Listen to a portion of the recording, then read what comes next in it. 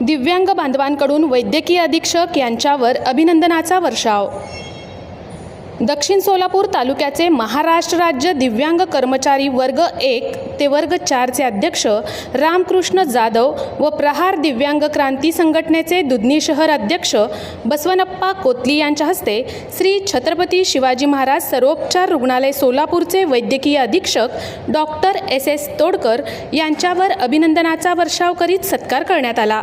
वैद्यकीय अधीक्षक doctor SS Todkar हे नेहमी सर्व दिव्यांग बांधवांचे प्रश्न काळजीपूर्वक हाताळतात, सर्वांची विचारपूस करून त्यांना सहकार्य करतात, सर्व दिव्यांग बांधवांचे समस्या सोडवतात।